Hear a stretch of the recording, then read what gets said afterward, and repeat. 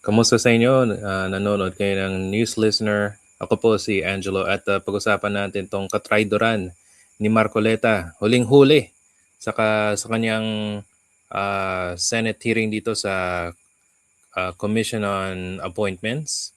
Guys, grabe. Hindi talaga hindi na talaga mapigilan na ipagtanggol at parang pinamimigay niya yung isla, yung sa Kalayaan Island. Okay? Nakakapanggalit kasi parang okay lang sa kanya na yung isla na nasa teritoryo na ng Pilipinas noong matagal na, nung panahon ni yung tatay ni Bongbong na si Ferdinand Marcos Sr.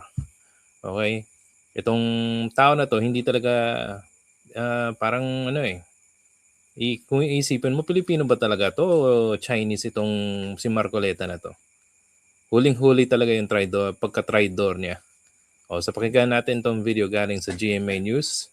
Okay? At papakita natin guys na dapat hindi to nanalo eh.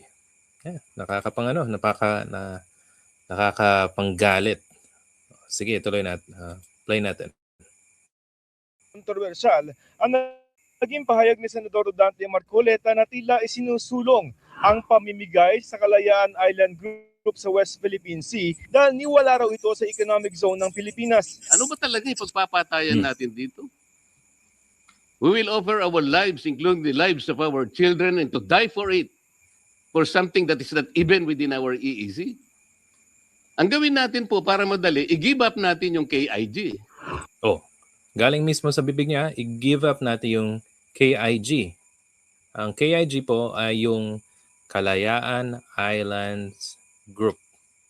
Okay? At matagal na po yan na nandoon at nandoon po yung mga kapwa nating Pilipino. Tapos sasabihin ng traidor na to na i-give up na lang. Diba? Parang napakasimple niyang sabihin na i-give up kasi daw wala daw sa EEZ ng Pilipinas. At imagine niyo abogado sa mga DDS, napakatalino tong tao na to. Pero parang dito parang hindi mo isipin na abogado eh. At pumupunta ba siya sa mga online o chine-check niya ba yung mga batas na itong Kalayaan Group of Islands is na establish na to matagal na. Okay? So, sige, continue natin guys. Pakinggan natin yung Hindi ito pinalampas si Senador Panfilo Lacson. So, atin yung Kalayaan Island Group. And Pag-asa Island is a buy of the Kalayaan Island Group Municipality of Palawan, the province of Palawan. This is the only... Mas mabuti nga nandito si Senator Lacson eh. Kung wala dito, itong mga senators na to, makakapag mamalayan silang gawin na parang yung mga isla natin na malapit sa sa South China Sea o yung malapit sa West Philippine Sea, parang okay lang sa kanila i-give up. Ba? Okay, sige, continue. The inhabited barangay in the Kalayaan Island Group, and it is ours. Kalayaan Group ay binubuo ng 7 isla at 2 bahura na sakop ng lalawigan ng Palawan. Ang land area nito mahigit 88 hectares, kaya ito ang pinakamalaking munisipalidad sa bansa. Sa island ay nakatirang halos 400 residente at nakatatag dito ang isang barangay. Ang buhay ng mga taga-Pag-asa hindi nalalayo sa buhay ng maraming Pilipino na nakatira malapit sa dagat.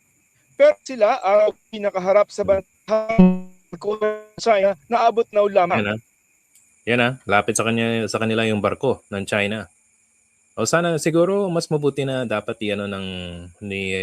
ni Marcoleta at saka yung mga kapwa niyang mga senators na pumunta diyan sa Kalayaan at bantayan yung mga Chinese Coast Guard. Diba? Sige, Kaya hindi nagustuhan ng mga taga-Pag-asa sa island ang sinabi ni Marcoleta. We were offended. Ano, we offense for what he has said. Kasi dapat siguro minura nyo na lang, sir. Itong mga kababayan natin sa sa Calayan Island, dapat persona non grata tong si Marcoleta. Madali lang sa kanya sabihin na i-give up. Itong isla na to, ang daming tao naninirahan dito. Meron tayong mga kapwa mga Pilipino na sundalo doon para lang okay sa kanya. Nasabihin lang na i-give up natin. Ang galing nyo, ha? parang anong silbi nung bayan namin? Anong silbi nung mga mangingiting bayan namin?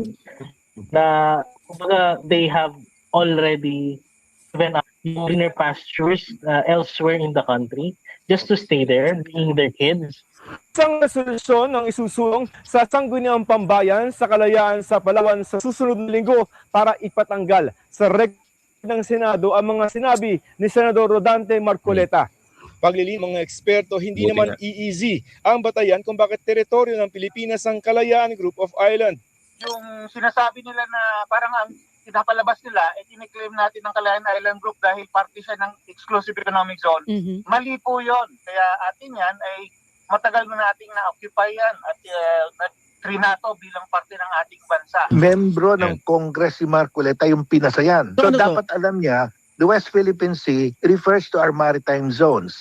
Ang maritime zones natin, Imagine niyo, sabi ni former Justice Carpio, miyembro ni si Marcoleta ng Kongreso nung ipasa. At dapat alam niya daw ito. Pero palang walang utak dito si Marcoleta. Diba? 200 nautical mile from our archipelagic basin, plus the territorial sea of our islands outside the 200 nautical miles. Klaro yun. Basahin niya lang yung batas. Maraming batas na raw, domestic at Diba? May batas na. Pero hindi nagbabasa. Diba? Ito dapat, senador siya, matagal na siyang kongresista, tapos abogado, pero walang alam dito. Diba? Nakakahiya bilang isang senador. International ang nagpatunay na teritoryo ng Pilipinas ang Kalayaan Group of Island. Ang Presidential Decree 1596 na nilagdaan ni dating Pangulong Marcos Sr. na nagdeklara Yan, sa Kalayaan Island Group bilang teritoryo ng Pilipinas. Ito si Marcos pa. Nagsabi na itong Kalayaan Group of Islands ay gawing municipality noong June 11, 1978. Nakita ko din yan online, guys. So, ito pakita ko sa inyo para another proof. Yung official degree, Presidential Decree 1596, signed noong June 11, 1987, declared Kalayaan Islands Group as a municipality. Okay, isa tong bayan. Okay, na medyo malayo sa Palawan. Okay? Pero nasa batas na to. Para sabihin ni Marcoleta na ibigay na lang. Diba? Kalokohan talaga yung sinasabi niya. Balik tayo. Kinilala rin ng United Nations Convention on the Laws of the Sea o UNCLOS ang pagsaklaw ng Pilipinas sa Kalayaan Island Group. At ito ang basihan ng Republic Act 9522 o ang Archipelagic Baseline Law of the Philippines kung saan bahagi ng teritoryo ng Pilipinas ang Kalayaan. Nariyan rin ang Republic Act 12064 o ang Philippine Maritime Zones Act na nagtakda ng time zones sa mga teritoryong sakop ng Pilipinas at pinatibay pa raw ng 2016 Arbitral Award sa Pilipinas laban sa China. Kinilala na nga at lahat. O diba, ang dami ng batas. Pati yung arbitral award natin sa UNCLOS. So may batayan, may batas, may international recognition, mayroong international law na itong EEZ natin ay sa atin yung West Philippine Sea.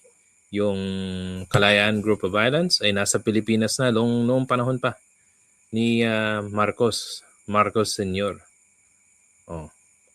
Sige, continue natin. Tapos sasabihin mo, ipapamigay mo. I mean, Anong klaseng kahibangan yan? Patikos pa ni retired Supreme Court Justice Antonio Carpio kay Marcoleta. You're following the Chinese position. Dapat mag-register ka as a foreign agent. Okay. Kasi you are echoing Tama. the position of China. Tuloy namin hinihinga ng Tama. Dapat yan na. Siguro mas kung pwede lang alisin dyan si Marcoleta bilang senador. Sa kanyang pinagsasabi, katraidoran talaga yung sinasabi niya.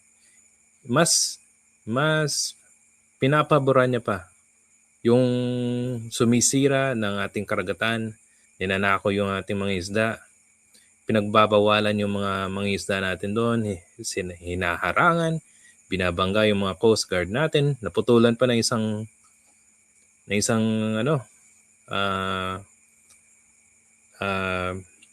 daliri. Di ba? Tapos ang dali mong magsabi na i-give up na lang. Diba? Tarantado. Nakakagalit. Sige. Last na. Tugon si Senador Marcoleta para sa GMA Integrated News. Purong nakatutong ora. Okay. Ito yung sagot ni Marcoleta. Okay? So, ayon sa video, siya mismo nagsabi, i-give up. Okay. So, ito guys, tignan natin ulit ng sinabi niya, ha? Our children and to die for it, for something that is not even within our EEZ. Ang gawin natin po para madali, i-give up natin yung KI. Oh, okay. So sabi niya, ha, mismo, i-give up ang KIG. Ang response niya kay Joseph Morong, yung nagbalita nito. Okay? Pakita ko sa inyo galing kay Attorney Jesus Falsis. Okay? Ang sabi niya dito sa message niya kay Joseph Morong. Sabi niya, hindi ko sinabi na ipamigay natin ang KIG. These people are deliberately abbreviating the context of what I actually discussed at the CA hearing. Sa actual na video, siya mismo nagsabi na i-give up natin. Tapos sasabihin niya kay Joseph Morong na hindi niya daw sinabi na ipamigay. Wala daw siyang sinabi. So dito, kitang-kita mo na hindi lang siya traidor sa ating bansa. Okay? Pinapanigan niya pa yung bansang nagbabastos sa ating mga opisyal. Dito, sinungaling pa siya. Kitang-kita mo, sabi niya, hindi ko sinabi na ipamigay natin ng KIG. Pero sa video, sabi niya, i-give up na natin. So ano to? Diba? Oh, yan ang senador na niloklok ng mga Pilipino, ng mga Iglesia ni Cristo, mga Pilipinong mga DDS. Ito ang inyong senador, traidor, sinungaling. Kayang okay lang sa kanya i-give up itong kalayaan. Okay, tandaan natin, yung kalayaan island group, matagal na pong nasa Pilipinas. Nasa EEZ natin po yan. Okay? At please, malapit na po yung eleksyon. Tandaan po natin yung mga sham, okay, na mga senators, including itong si Marcoleta, na sana wag iboto sa katraidoran na ginagawa nila sa ating bansa. Okay? So guys, ano sa tingin nyo? Kung meron pa kayong komento, suggestion sa ating video, paki-comment po sa ating comment section. Kung gustuhan nyo pong itong video, paki-hit ng like and subscribe button. Salamat po. And I'll see you sa susunod na video.